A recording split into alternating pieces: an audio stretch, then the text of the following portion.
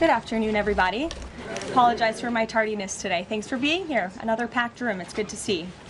We'll begin with a scheduling update today. President Trump will commemorate the 24th anniversary of 9/11 on Thursday with a visit to the Pentagon Memorial in the morning, followed by an appearance at the New York Yankees game at Yankee Stadium in the Bronx on Thursday evening. Next week, as you all know, the President and the First Lady will depart for their historic state visit to the United Kingdom on Tuesday, and they return to Washington on Thursday. Today, I would like to address the tragedy that has not received nearly enough media attention, the brutal murder of Irina Zarutska. Here are the facts that many outlets have shamefully and intentionally failed to report until President Trump drew attention to it. On August 22nd, Irina Zarutska was stabbed to death on the rail system in Charlotte, North Carolina, by a savage career criminal. This is a public transportation system that many in the area use every single day to go to school and work. Irina was on the train that night traveling home from her job at a pizzeria, still in uniform from her shift. This beautiful, innocent 23-year-old young woman was a Ukrainian refugee who had recently fled her country for a chance at a safer life and a promising new beginning here in the United States of America. But tragically, a public transportation system in a major American city was more dangerous than the active war zone that she left. The President and the entire White House are praying for her family and friends during this unimaginably difficult time. But while we extend our thoughts and prayers, we must also seek justice for this crime and call attention to this heinous incident. Surveillance video of the killing was finally released to the public this past Friday. It shows the alleged killer, DeCarlos Brown Jr., pull out a knife, get up from his seat behind Irina, and prepare to thrust a blade into her neck before the released footage gets cut. This is pure evil on full display. The most enraging and unacceptable part of this story is that her death was entirely preventable. DeCarlos Brown never should have been on that train that night. In fact, he should have been behind bars. DeCarlos Brown has been charged with crimes no fewer than 14 times, dating back to 2011. Including for armed robbery, felony larceny, breaking and entering, and shoplifting.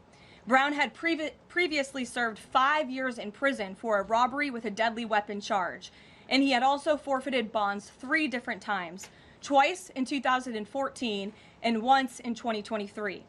Despite all of this past documented criminal history, when Brown was arrested yet again in January of this past year, a Democrat judge, who I will add was a strong supporter of former Vice President Kamala Harris, released this insane criminal once again without requiring him to pay any bail. He simply had to sign a written promise to return for his court hearing. Think about how crazy it is to ask a career criminal, someone who by definition repeatedly breaks the law, to just sign a written promise and come back again another day. This is madness. This monster should have been locked up, and Irina should still be alive. But Democrat politicians, liberal judges, and weak prosecutors would rather virtue signal than lock up criminals and protect their communities. And perhaps most shamefully of all, the majority of the media, many outlets in this room, decided that her murder was not worth reporting on originally because it does not fit a preferred narrative. Many of the journalists in this room spilled plenty of ink trying to smear Daniel Penny for defending a subway car from a deranged lunatic in New York City, but none of those same reporters lift a finger to write stories about an actual murderer. Here's the truth that every American must know. Too many innocent people across the country continue to pay the price of the failed experiment known as cashless bail that has been championed by the Democrat Party for years. All the way back in 2020, North Carolina's then Democrat Governor Roy Cooper established a so-called task force for racial equity and criminal justice. Sounds nice, but it's not. That task force was co-authored by then Attorney General and current Democrat Governor Josh Stein. It recommended, quote, reimagining public safety to, quote, promote diversion and other alternatives to arrest. It also advised to de-emphasize some felony crimes, prioritize, quote, restorative justice, and eliminate cash bail. Democrats in North Carolina and nationwide are consumed with pushing a woke, soft-on-crime agenda, no matter how many innocent Americans suffer as a result. Instead of aggressively prosecuting and locking up violent criminals, the Democrat-backed cashless bail approach lets these criminals roam free in our country to offend again and again. These reckless policies have turned too many of American cities into hunting grounds for career criminals who mock our justice system, drain law enforcement resources, and wreak havoc on law-abiding citizens. Enough is enough, and that is why President Trump is doing everything in his power by taking action to undo these absurd policies. The president recently signed a powerful executive order directing the AG to submit a list of states and local jurisdictions with cashless bail policies so that the Trump administration may identify federal funds that are being provided to these states and can potentially be suspended or terminated. President Trump firmly believes that to maintain order in public safety, we must incarcerate individuals whose pending criminal charges or criminal history demonstrate a clear ongoing risk to civil society. This is a common sense and sensible approach that the vast majority of Americans agree with, and it's time for the Democrat Party to get on board with what is right. When these criminals are caught, they must be prosecuted to the fullest extent of the law and be sent to prison, where they can no longer terrorize our streets. This is the mandate the American people delivered to President Trump, and it's a mandate he intends to fulfill. Staying on the topic of public safety, new preliminary data released today by Customs and Border Protection in August shows that President Trump has delivered the most secure border in American history. For the fourth straight month, 0 illegal aliens were released into the United States by CBP. Nationwide encounters are down 93% below the peak of the Biden administration. Border Patrol apprehensions on the southwest border in the entire month of August were less than what was apprehended in 4 days in August 2024 under the Biden administration. President Trump has ended disastrous Biden illegal alien invasion, and he sealed our border in record time, keeping this central promise he made to the American public. With that, I will take your questions. Here in our new media seat today, we have Michael Schellenberger, who is the founder of Public News with nearly 2 million readers and subscribers. Michael, thank you for being here today. Thank you. And why don't you kick us off? Sure. Thank you for making space for new media. Nice to meet all of you. It's great to be here. I want to see if you could give some insight into whether the president is considering additional measures against Europe and Brazil, not just for censorship, but also for preventing political candidates from actually competing in elections. We've now seen in Romania, France, and now Germany with Joachim Paul, efforts to basically just prevent candidates from being able to compete in elections. The president has shown some concern around President Bolsonaro, who's being prevented from running. All of this is coming in the context of increased censorship of online platforms, of American platforms, and efforts to censor Americans. I'm personally being investigated under criminal investigation with my Brazilian colleagues for publishing the Twitter Files Brazil. We're very grateful that the president has imposed Magnitsky sanctions on the judge. Is the president considering additional actions, given that it appears that they're going to end up with a conviction against President Bolsonaro, preventing him from running?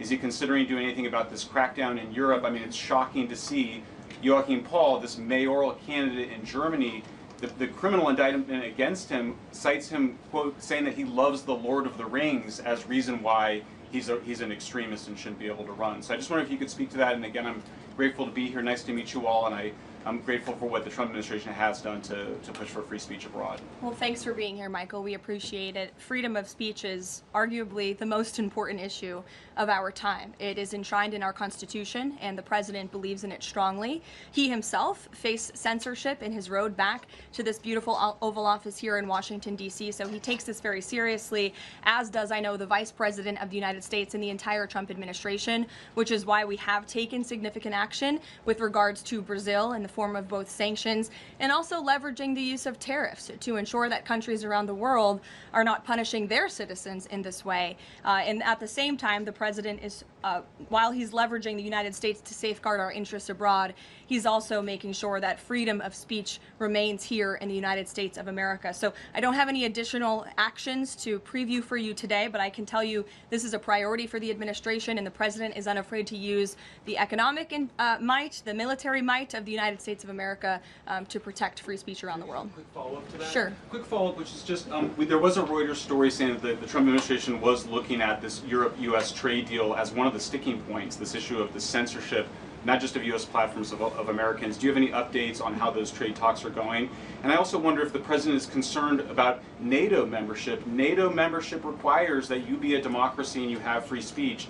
Is it possible that some of these actions that we've seen in Romania, France, and Germany would disqualify those countries from being in NATO after this? I have not heard the president discuss NATO membership in regards to this issue in particular, but I have heard him discuss the issue of free speech and the importance of free speech with foreign leaders around the world, including the Prime Minister of the United Kingdom. When we were in Scotland, the president brought this up and how important it is for the Prime Minister to protect free speech in the UK and in various conversations with other world leaders. So he brings it up, and I think the entire world knows that this is a priority for the President of the United States.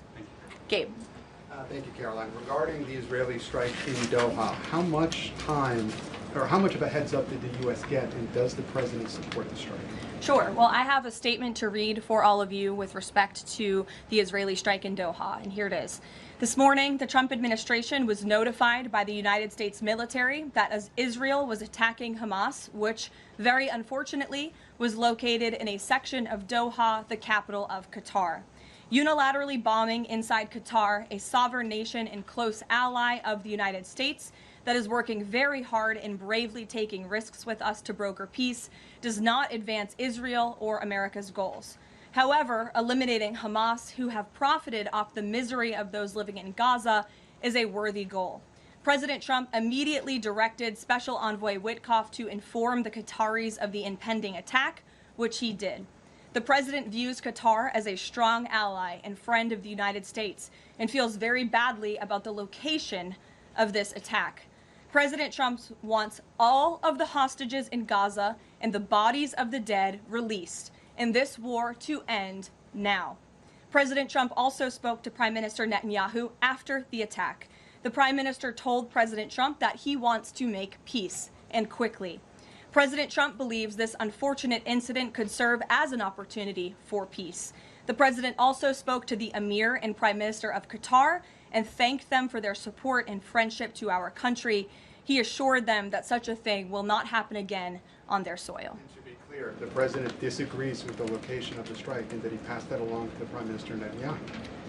The president just confirmed that in the statement that I just read to you, which I spoke with him about before coming out here. Caroline, Jackie. Thank you, Caroline. So is the president upset with Netanyahu now? The president made his thoughts and concerns about this very clear, and he spoke again both to Prime Minister Netanyahu and also the Emir and the Prime Minister of Qatar after this attack. And the president has always made it very clear that he wants peace in the Middle East, just like he sought that and accomplished that in his first term. He expects all of our allies and friends in the region, that includes both Qatar and Israel, to seek peace as well. And he wants to see that happen, and he's working with all of our allies in the region to get that done. Are there any consequences, so to speak, for Netanyahu doing this, as it sounds, against the president's wishes, or at least his belief that it was appropriate? Is there going to be any directive from the president to Netanyahu in terms of what's allowed in the future? And also, is there any concern this could jeopardize the Abraham Accords? Look, that's a decision only the president can make. With respect to your first question, to answer your second question, as you heard from the president, he said he believes that this can serve as an opportunity for peace, and he's still actively and aggressively pursuing it with all of our allies and partners in the region. Jennifer. Just to follow up on that, Caroline, are you able to say how often the president spoke to the Prime Minister of Israel before this? Because that's one question. And then what did he mean on Sunday when he posted, "I've given my last warning to Hamas," etc.? He wasn't talking about this strike on Doha? No, he was not. As I told you, the Trump administration was notified by the United States military that Israel was attacking Hamas, and the president spoke to the Prime Minister after the attack, as well as, again, the Emir and the Prime Minister of Qatar. And I know Secretary Rubio and Special Envoy Witkoff were present for that call with the Qataris as well. Reagan. Thanks, Caroline. I have two questions for you on the crime crackdown. Sure. Democrats have tried to argue that red states have higher crime rates while overlooking problems of high crime in blue cities. I'm wondering if the president would consider working with red state governors to fix high crime in blue cities like in Memphis, Tennessee. So first of all, I want to get to the premise of your question, Reagan, which is being pushed by Democrats, that there is crime in red states. Of course, there is crime in all states, but the crime in these cities is all in cities that are run by Democrats. If you look at the list of the top 20 high crime cities in the United States, every single one, with the exception of one in Louisiana, is run by a Democrat. And these Democrats have supported the same policies that I spoke about at the beginning of this briefing, like cashless bail. If you look at a red state, Mississippi, but a Democrat-run city in that state, Jackson, in 2019, Jackson, Mississippi eliminated cash bail for virtually all misdemeanor cases. And while Jackson is not formally a sanctuary city, the state of Mississippi formally banned sanctuary cities, and this city has acted as a de facto sanctuary city for criminals and illegal aliens since 2017. Same thing, Birmingham, Alabama, a Democrat-run city in a red state. In 2017, the Birmingham City Council unanimously passed a resolution, quote, committing to establish sanctuary policies. So if you actually look at the facts from these Democrat-run cities, these are cities that are run by Democrats and by by members of the Democrat Party. These are blue cities, and they have all supported these disastrous policies which allow repeated career criminals back onto the streets to further commit acts of violence. And so to answer your question, yes, the president wants to work with anyone across this country who wants to end these horrible policies and to bring law and order to our streets. And I think that is proven by his tremendous cooperation with the mayor of Washington, D.C. and our nation's capital. And just look at the results of that. And I do have some updates for you on the D.C. crime crackdown if anyone is interested. There have been a total of 2,177 arrests made since the start of the operation on August 7th. Just last night, there were 57 arrests made in Washington, D.C. Of the 57 arrests, there were 14 illegal aliens who were arrested, many of whom had prior criminal histories. And other arrests just last night in our nation's capital, so you all can be very grateful for this. Our great men and women of law enforcement, both federal and local, working together as they should, made an arrest on a warrant for assault with the intent to kill. The subject shot 2 adult males after an altercation. They made an arrest on a warrant for an armed carjacking. The subject assaulted an adult male in the face with a firearm and then took his keys. We also made an arrest on a warrant for simple assault and the destruction of property and subsequently charged with second-degree theft. Last night in D.C., there was an arrest for possession of a controlled substance with second-degree theft. There was an arrest for possession of a controlled substance with the intent to distribute. That subject, the person is also a subject of interest in a homicide and a carjacking. Last night in D.C., we also arrested a felon in possession of a firearm who was carrying that firearm without a license. So these are the career criminals. These are the bad guys that we are picking up in Washington, D.C. every day. The president would love to do this in every Democrat-run city across the country, and he hopes that more Democrats will call the White House to allow us to help them. One more that's D.C. specific. Congress is poised to not extend Trump's federalization of the D.C. police. Mayor Bowser signed an executive order formalizing cooperation with federal forces. You just mentioned all the success that the operation has had. Does the White House believe that the Mayor Bowser's action is enough to continue the crime crackdown? We are very grateful for the mayor's cooperation in this effort, and we look forward to continuing to work with her and the Metropolitan Police Department. Bloomberg. Thanks, Caroline. The president says, he was planning to speak with Putin soon. Can we expect a phone call between the two leaders this week? I don't have any phone calls to read out between you, the president, and any other foreign leaders. Ed. Thanks, Carolyn. I want to ask about the benchmark revisions that came out. If you look at the revisions between March of 2024 and March of 2025, and you do a little math, it averages out to 73,000 jobs roughly per month added to the economy, less than what was thought. When can we expect the Trump administration, now that their policies are rolling out, for that increase, that average to increase? Well, let me just say something about the revisions that came out this morning. And this was one of the biggest revisions in absolute terms in decades. In the benchmark year, March 2024 to 2025, shows that the job growth was vastly weaker during the Biden administration than ever previously reported. Between this revision and last year's, job growth was actually overstated by approximately 2 million jobs. And the Biden administration stood up here and vouched for that data and told you that data was real. And when President President Trump calls into question the veracity of that data, like he did before he took the oath of office and even now as President of the United States, he was ridiculed for that. And turns out this revision proves two things. Number one, the president was right, and this is why we need new leadership at the Fed. And this makes it very clear that President Trump inherited a much worse economy by the Biden administration than ever reported. And it also proves that the Federal Reserve is holding our monetary policy far too restrictive. Interest rates are too high. The Fed needs to cut the rates because of the mess that we inherited from the Biden administration. Time frame. The president has said a year. Secretary Epstein said maybe the fourth quarter. When can we expect these numbers to increase? Well, first, we need accurate numbers. We need truthful and honest data, which is why the president took the monumental step to try and appoint and confirm new leadership at the BLS so we can have data that we can actually rely on. And that's what the president is doing, and we hope that his nominee will soon be confirmed. Charlie. You addressed the crime of Irina Zurika, and the president has done a lot to deliver justice for victims of crimes like that horrific stabbing. And the Epstein files are back in the news because a lot of Americans feel that that Jeffrey Epstein's victims never got justice. Does the president care about these victims? Do you think he can does he want to deliver more justice for them, and is he willing to meet with them? The president cares about victims of all crimes, and that's why Republicans in the Trump Department of Justice have done more in terms of transparency when it comes to the Epstein case than any prior administration. And why are the Democrats all of a sudden caring about this? It's because they are desperately trying to concoct a hoax to smear the President of the United States. We have seen this time and time again. Ro Khanna and all of these other Democrats, they could have cared about those victims 4 years ago when Joe Biden was in office. They could have pushed for transparency then. Unfortunately, the Democrats are using victims as political pawns to try to smear and to push a hoax against the President of the United States.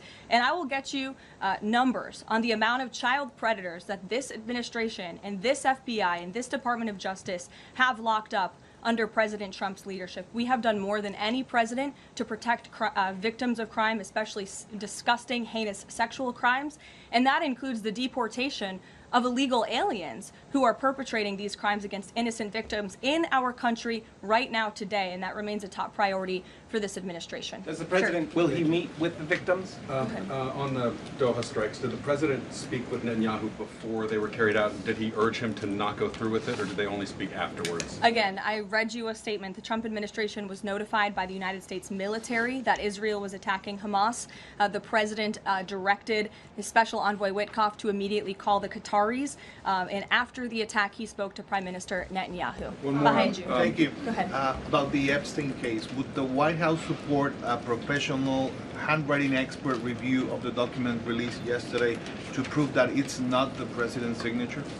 Sure, we would support that. And in fact, I have already seen many forensic analysts of signatures coming out. I believe it was the Daily Signal that published a piece with 3 separate signature analysts who said that this absolutely was not the president's authentic signature. And we have maintained that position all along. The president did not write this letter. He did not sign this letter. And that's why the president's external legal team is aggressively pursuing litigation against the Wall Street Journal, and they will continue to.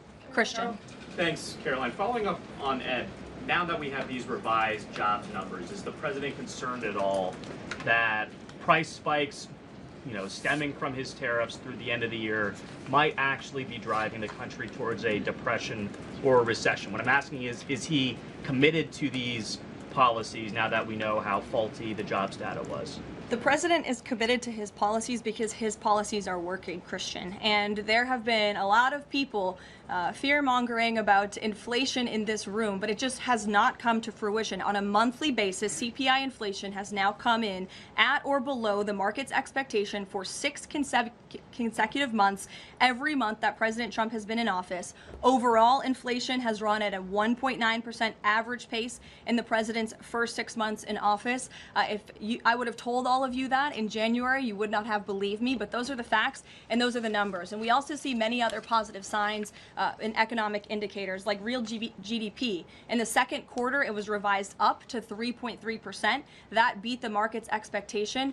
We know there's a capital spending boom right now, which which we know is one of the greatest economic indicators of job growth. We know wages are increasing at a far faster pace than they were under the previous administration. We see productivity in the second quarter was also revised up to a strong 3.3%. And total industrial production, factory output also surged. All of this means the economy is moving, people are working, people are spending money. You look at consumer spending, that is also ticking up and in the right direction. And in a large part, it's because of the incredible work the president has done in terms of energy and unlocking our energy dominance in this country. Again, these jobs, the numbers from the BLS today prove that the economy was an absolute mess, and we are working every single day to fix it, and all of those indicators I just read for you are positive sign of what is to come. Just one more quickly on Sure, trade. Danny. I just wanted to get a bit of clarity on the sequence of events for the Doha attack and the notification. You said that the U.S. military notified, if I got it right, the Trump administration was notified by the U.S. military. That's right. Was the U.S. military notified by the Israeli military, or did the U.S. military detect an incoming Israeli attack on Qatar? The U.S. military notified the White House and the President of the United States. That's all I have to share for you on that, Danny. Thank you. Jeff. Also following up, you said that the president assured the leaders in Qatar that this would never happen again. Did he say that to the Prime Minister of Israel, and did Prime Minister Netanyahu agree to that? The president told that to the emir and the prime minister of Qatar, and the president also overstressed the importance of peace in the region in his conversation with Prime Minister Netanyahu as well. And Prime Minister Netanyahu told President Trump he wants peace and he wants it quickly. That's what the president expects to happen. The president is very clear in the statement that he just had me read, and you will all see it out on Truth Social very shortly, I am sure. The whole world will see it. He wants all of the hostages released out of Gaza, and he wants this war to end. Those are two clear directives that the president is making very clear for the entire world to understand. Mary. But Qatar obviously has been helping to negotiate these ceasefire talks. Does the president think that Israel is undermining negotiations by striking Qatar? Is he concerned that Qatar's no longer going to want to play that intermediary role? Well, I think the president addressed that in the statement. I can read the whole thing for you again. I think it's very thorough because the president wanted to address all of your questions. We wrote, unilaterally bombing inside Qatar, a sovereign nation and close ally of the United States that is working very hard and bravely taking risks with us to broker peace, does not advance Israel or America's goals. However, eliminating Hamas, who have profited off the misery of those living in Gaza, is a worthy goal. So he answered that question and to be himself. clear, you can't say that Israel informed the U.S. What I can tell you is the United States military informed the Trump administration. Ouija. Thank you. A quick follow on that. Can you tell us when the U.S. military was notified, given that the largest U.S. military base is in Doha? And then I have a question on D.C. crime. This morning, just before the attack, as I said earlier as well. Okay, thank you. And yesterday, the president spoke about D.C. crime and talked about how there was virtually none. And then he expressed frustration about things that take place in the home they call crime. He said, you know, they'll do anything they can to find something. If a man has a little fight with the wife, they say this is crime. See, now I can't claim 100%. Exactly what crimes was the president referring to? He wasn't referring to crimes. That's exactly the point he was making, Ouija. What the president is saying is that these crimes will be made up and reported as a crime to undermine the great work that the federal task force is doing to reduce crime in Washington, D.C. And I think the president has every reason to believe that, given the efforts of many reporters in this room who actively seek to undermine the president and what he's doing in our nation's capital. We all know that deep inside you all agree with this because you all live here, and I'm sure you are very grateful for the administration's efforts to make the city, which we all reside in, much safer for ourselves and our families. Michael. Thank you, Caroline. Florida Congressman Randy Fine is calling for judges to face consequences if the violent repeat offenders they release go on to commit new crimes. Is that something the president supports? It's not something I've heard the president discuss. You can ask him yourself next time you have the opportunity to. How's that? Caroline, one more question. On Thursday, President Trump will head to the Pentagon and also to New York City in honor of the 24th anniversary of 9/11. Has the president expressed any interest on creating or having congressmen create a new 9/11 commission to answer some of the ongoing questions many Americans have about that day? I, again, have not heard the president discuss that. You're welcome to ask him yourself, but I do know he very much looks forward to going to both the Pentagon and the Yankees game in New York City on Thursday to commemorate the 24th anniversary. As you know, the president is a New Yorker at heart. He loves the city very much. It is his home, and you'll hear more about that on Thursday when the president speaks on this himself. Kelly. Caroline, thank you. I wanted to ask you a question about the president speaking yesterday before the Religious Liberty Commission. As you know, he's created the White House Faith Office, the Task Force on Anti-Christian Bias, and yesterday he talked about the importance of the Bible in America and the importance of prayer in America. Some people have criticized him for that in stating that he's espousing Christian nationalism. Yet the president has called on the American people to band together in praying for this nation for people of all faiths. How important is that to the Trump administration, and are there guidelines for implementing that? Well, last time I checked, it's not just Christians who pray, it's people of all faith who pray, and that's what the president wants to protect, the religious freedom for Americans of all faith. And he spoke about that yesterday, and that's why he was very proud and excited to announce this new initiative, Pray America, encouraging all Americans to pray for our country and the goodness of our country leading up to America's 250th birthday next year. Why don't we take some from the sides? Elizabeth, go ahead. Thank you, Caroline. I have two questions. Sure. First, on prayer again. Is the Trump administration looking for the forthcoming prayer guidelines to challenge existing court precedent on the right to pray in public schools? Well, the president spoke about that yesterday, and some of the changes we are making to ensure that the religious liberties of America's students and our youth are respected in public schools. In fact, he had a young student and invited him on stage to share his story about how when this young boy spoke about biological and biblical truth in his classroom, he faced consequences for that, and how Americans of faith should not be facing consequences for expressing their religious freedom and their religious views. Not in any public school in America should that be happening. You heard the president talk about that yesterday. And Sure. Caroline, thank you so much. Regarding Israel attacking Doha, beside a phone call, what was President Trump's involvement in the attack, if any? Look, I don't have anything more to read out for you on this other than the very lengthy and thorough statement that I have shared repeatedly now. Sure. Go ahead. Thank you. After the Supreme Court ruling yesterday on the ICE raids in Los Angeles, some particularly non-white U.S. citizens are saying that they're going to begin carrying their U.S. passports with them at all times. What is the White House's response to Americans who are concerned about being swept up, as others have been already, in these enforcement actions? They should not be concerned, because this administration is focused on the detention and deportation of illegal alien criminals who broke our nation's immigration laws. And the Supreme Court upheld the Trump administration's right to stop individuals in Los Angeles to briefly question them regarding their legal status, because the law allows this, and this has been the practice of the federal government for decades. And the Immigration and Nationality Act states that immigration officers can briefly stop an individual to question them about their immigration status if the officer has reasonable suspicion that the individual is illegally present in the United States. And reasonable suspicion is not just based on race, it's based on a totality of the circumstances to review. And I will tell you, I spoke to our border czar about this morning. When ICE goes out to conduct a targeted operation to deport illegal criminals from our community, they are doing so with intelligence, they are doing so with law enforcement sources, they are doing so in most cases with the backing of local law enforcement who know exactly where these illegal alien criminals and drug traffickers and drug dealers are hiding in plain sight in American communities. And the men and women of ICE are doing everything they can to not only follow the law, but to enforce the law. And it's about time that has happened, because we had 4 years of an administration who completely ignored and evaded our nation's very clear immigration laws, and the Supreme Court has reaffirmed that. Thanks, Caroline.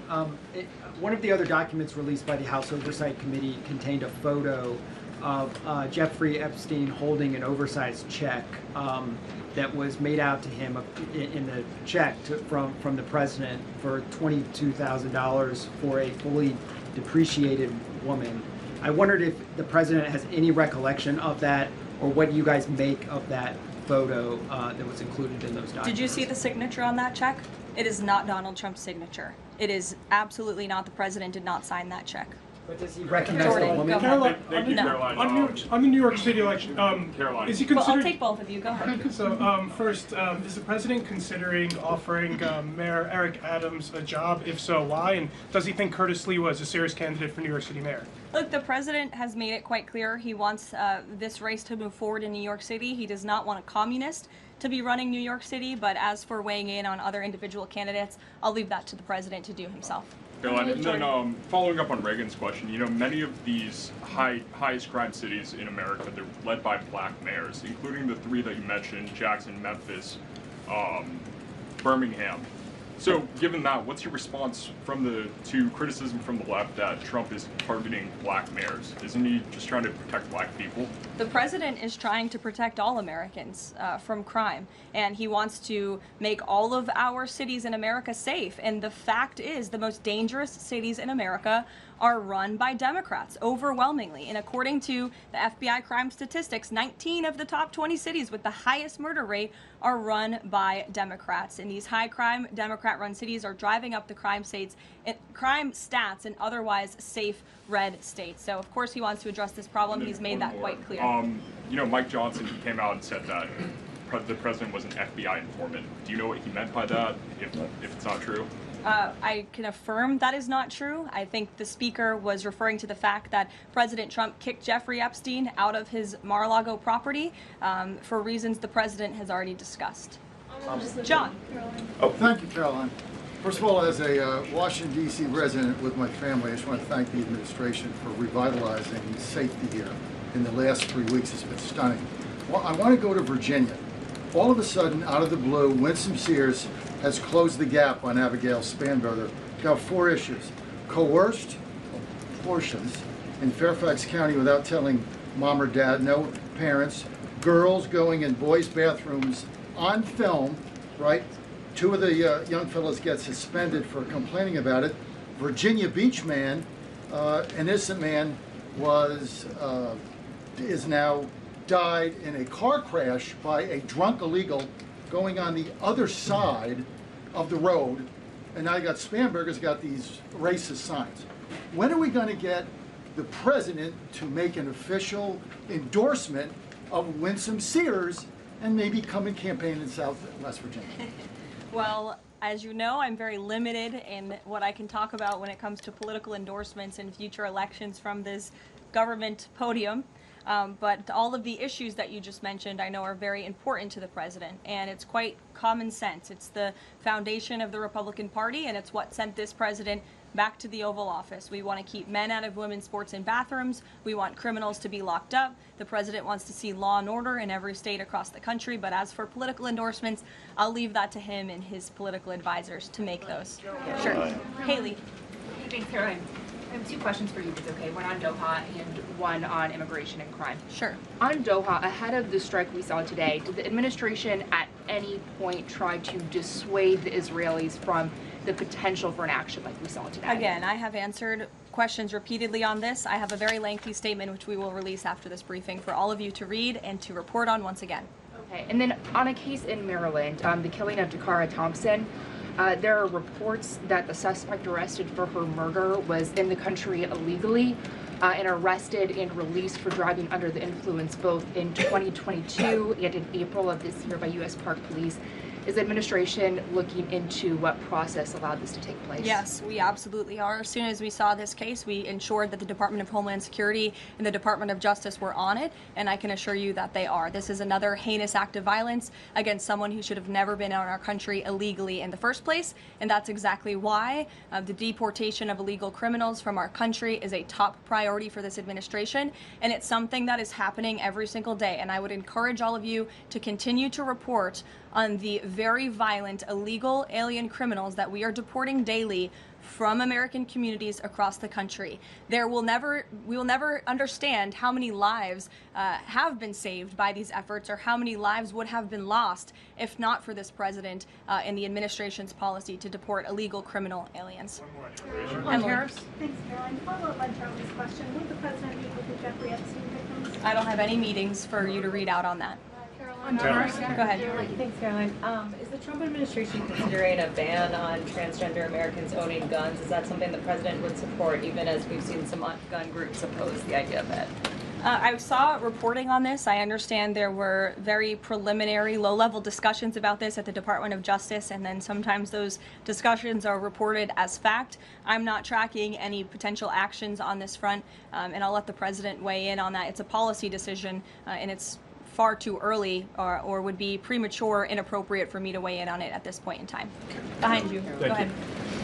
After the immigration raid at the plant in Georgia on Friday, the president said over the weekend that he's open to some kind of changes in perhaps rules or visa rules or law that would prevent something like that happening in the future for skilled workers to train American workers. That's right. Can you confirm that and that the administration supports those changes, and what exactly would that look like? Well, the president said it himself in a statement that he put out on Sunday night, where he is very grateful for foreign companies from around the world and the investments that they are making right here in the United States of America. And he understands that these companies want to bring their highly skilled and trained workers with them, especially when they're creating very niche products like chips, or in this case in Georgia, like batteries. But the president also expects these foreign companies to hire American workers, and for these foreign workers and American workers to work together to train and to teach one another. And so he expects these foreign companies to hire American labor. We want Americans to have these jobs. Americans need these jobs, but he also understands the need for these companies to bring over their workers who already have these skills. So I think it's a very what those changes might be? I think it's a very nuanced and responsible and sensible approach for the president to take. And I know that the Department of Homeland Security and the Department of Commerce are working on this matter together. I would defer you to them for any further action on this front. Caroline, thank you. Just I want to follow up on something you said. You said the Epstein documents are a hoax that Democrats are perpetrating against the president. You said he didn't sign that check, that he didn't sign the birthday card that he allegedly signed. So what is the theory, since these documents came from the Epstein estate? Who is I guess in your view, faking these documents? I did not say the documents are a hoax. I said the entire narrative surrounding Jeffrey Epstein right now that is absorbing many of the liberal cable channels on television is a hoax that is being perpetuated by opportunistic Democrats like Ro Khanna and the others whom you saw on that press conference outside of Capitol Hill, who are trying to push this hoax against the President of the United States. What exactly is the hoax? I'm just trying to understand what's fake. What's fake is not the documents. The hoax is the Democrats pretending to care about victims of crime when they do not care about victims of crime, when they have done nothing to solve crimes, when they have done nothing to lock up child pedophiles and child rapists across the country, and when they are now using victims as political props to try and, again, smear the President of the United States and drag on this bad story about him. It is a distraction. The Democrats view this story as nothing more than an attempt to distract from the accomplishments and the achievements of this administration. And that is what we mean when we call it a hoax. If he didn't sign these, if you said he didn't sign the birthday card, he didn't do this, he also didn't do the check, those were in documents from the estate. So what is the working theory as to why he's in them? The president has one of the most famous signatures in the world, and he has for many, many years. You know that, Maggie, you've covered him for a long time, long before he assumed this office when he was a businessman in New York. The president did not write that letter. He did not sign those documents. He maintains that position, and that position will be argued in court by his lawyers. The president is very confident he is going to win this case. Carolina. Thank you. Is the president planning to meet with Eric Adams in New York, maybe at the Yankees game? And has he personally talked to him about the race? I am not tracking any meeting with Mayor Adams at this time, but if that happens, I'm sure the New York Post will be one of the first people to know about it. I'll take a couple more questions. Why don't we go to the back? Tom Dempsey with News Nation. Regarding the growing U.S. military News presence... Nation, all the way in the back. Regarding the U.S. military, the growing U.S. military presence in the Caribbean, when asked directly about possible future military action, President Trump responded, "You're going to find out." What can the U.S. public expect of that situation moving forward, and what sort of ongoing threat does Trendeo Agra present? I think it would be very unwise of me to preview what the president meant from this podium. But I think with the heart of what the president was saying, I know what the heart of what the president was saying and this administration believes, is that the regime in Venezuela is illegitimate. And it is unacceptable to this president and this administration to traffic illegal, deadly drugs into the United States of America. And that's why the president and the administration took very strong action against a boat and 11 narco-terrorists in international waters, as you all saw. I think that sends a very strong message to drug traffickers around the world. The president will not tolerate it, and the amount of drugs on that boat represents the lives of thousands of Americans that could have been killed by that deadly poison, and we're not going to allow that deadly poison to come into our country. The president will be signing a proclamation in the Oval Office later this afternoon, and we will see you all later. Thank you. Thank you.